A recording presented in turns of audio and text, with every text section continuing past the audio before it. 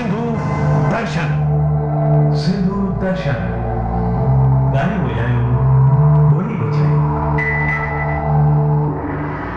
This program is sponsored by Vasudev Khyalani Singapore, CNV Consultant, CNV Engineering Private Limited. We live in service. Sadhguru Travels Dubai. Think travel, think us. Homes for life, real estate, Dubai. Build legacy.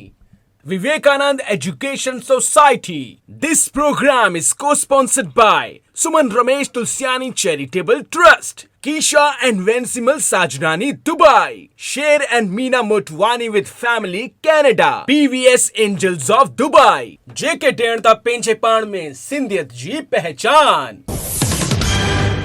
मञो त असीं सिंधी आहियूं विश्व में पखड़ियल थोड़ा थोड़ा, पर लज़ीज़ ऐं लाजवाब ठाहींदा आहियूं असीं घणई नमूने जा पकौड़ा.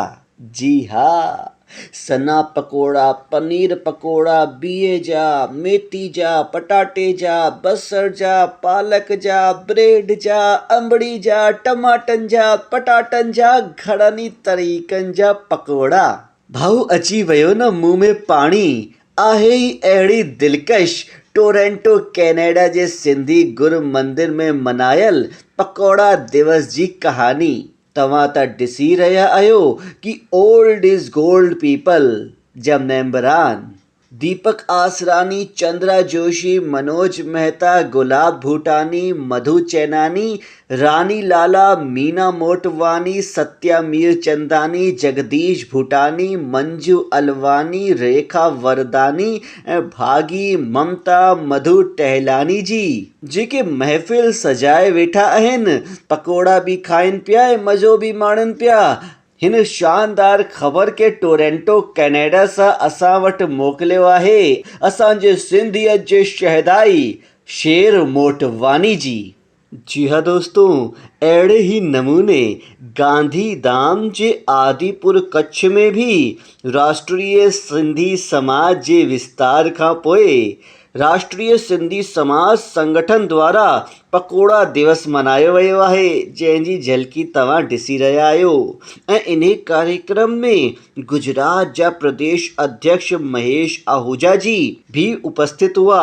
ॿिया बि घणई सिंधी डिग्नेटरीज़ हिते उपस्थित हुआ, जंहिंजा नाला आहिनि नगर पालिका मेयर हितिशा टिलवानी जी, राष्ट्रीय अध्यक्ष कमल वर्धानी जी, राष्ट्रीय महिला अध्यक्ष ऐं पूर्व मंत्री डॉक्टर निर्मला वाधवानी जी, राष्ट्रीय उपाध्यक्ष विष्णु ईरानी जी, प्रकाश रामचंदानी जी, राजू भाई उदासी, काजल दीदी, सुरेश भाई उदासी, कविता रामचंदानी, पूनम खेमाणी, आशा गुजराजानी, तरुणा भोजवानी, मोहन उदासी, वासदेव भंभाणी, उर्वशी कारिया, राजकुमार लालचंदानी, हरेश तुलसीदास, नरेश गुलराजानी, सुरेश नेहरानी ऐं नरेश मेघाणी जी उपस्थित हुआ.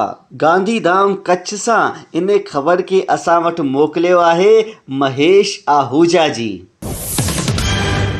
कहिड़ी हूंदी बेकार हू दुनिया, लॻंदो हर किथे कूड़े जो ढेर आहे. जिते जंहिं दुनिया में पेड़ नाहे हू त कूड़े जो ढेर आहे. जी हा, पेड़ यानी कि ट्रीज़, वण जेके हूंदा आहिनि असांजी ज़िंदगी जी लाइफ लाइन. हिन ही लाइफ लाइन खे वधाइण जे इरादे सबबि वडोदरा जे गायत्री नगर सोसाइटी ग्राउंड ते हीरो कंजवानी, पुरुषोत्तम हेमनानी, केतन ब्रह्म भट्ट ऐं सिंधी सोसाइटी जे घणनि डिग्निटरीज़ वुमेन पावर जे सहयोग सां हिन देश सेवा जे कम खे अंजाम ॾिनो ऐं 20 खां मथे पेड़ हुते लॻाया. इन ख़ासि ख़बर खे वडोदरा सां असां वटि पहुचायो आहे असांजे मीडिया एसोसिएट ऐं सिंधियत जो शहदाई हरेश अगनानी जी. संतन में हिकु संत हिन धरती ते महान हो, जंहिंजो नालो साईं कंवर राम हो. तिन जा परपोटा साईं राजेश लाल जी पंहिंजा पावन पेर घुमाइण पहुता वडोदरा गुजरात जे संत कंवर राम नगर स्थित संत सतराम दास धाम में। इन ख़ासि ख़बर खे वडोदरा सां असां वटि पहुचायो आहे असांजे मीडिया एसोसिएट हरेश अगनानी जी। असांजी परम पूजनीय शदानी दरबार तीरथ जी पंजी पीठाधीश्वर हासी देवी जी तिन जो 195 जन्मोत्सव मनायो पियो वञे। आदरणीय हासी देवी जी यादि में रक्तदान जहिड़ा महान कार्य बि थी रहिया आहिनि। तव्हां त ॾिसी ई रहिया हूंदा कि हिते रक्तदान शिविर में केतिरा ई सजण रक्तदान करे माता जिन खे सची श्रद्धांजलि ॾेई रहिया आहिनि। शदानी दरबार तीरथ जे सचिव साईं उदयलाल शदानी जी हिन ख़बर खे सिंधु दर्शन ताणी मोकिले असांखे कृतार्थ कयो।